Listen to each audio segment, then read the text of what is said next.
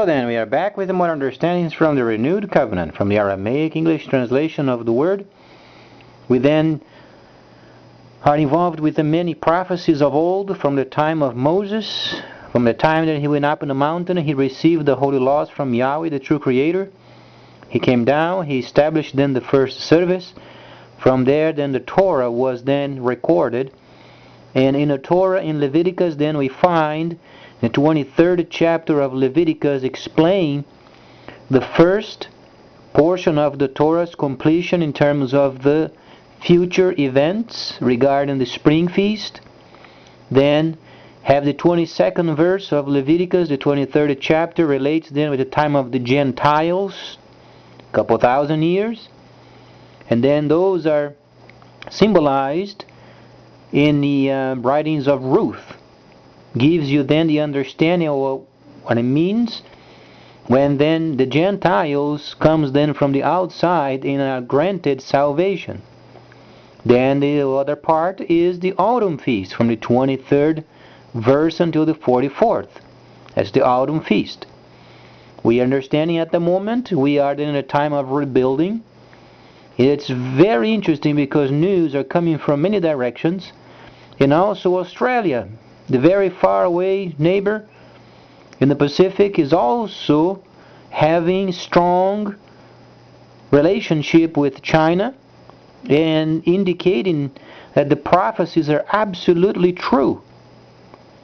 It's another part of news from the other side of the world where then we can be absolutely certain of this specific nation in charge of the trades of the end. And obviously a person doesn't have to go very far in understanding what it means for the islands of the Pacific. Because as we understand, in many of those islands of the Pacific, some of those people, they don't have any help from the outside.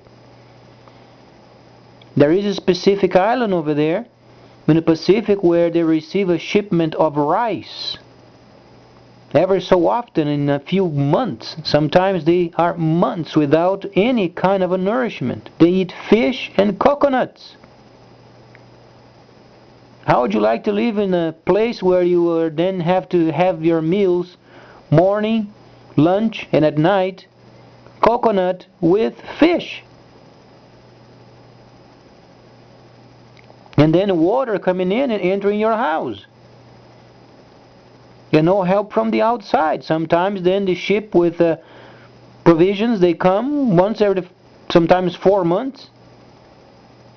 And then deliver rice. So you have rice, then coconut and fish and water.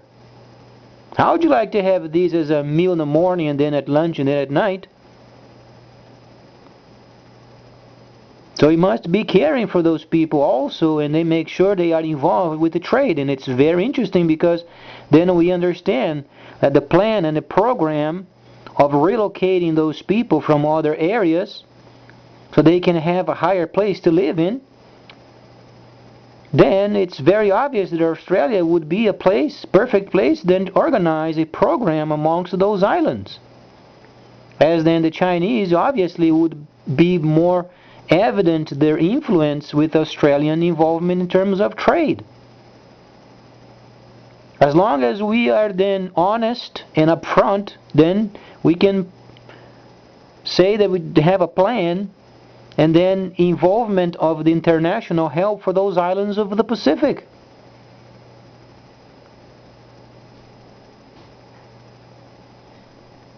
Please stay tuned, much more coming up.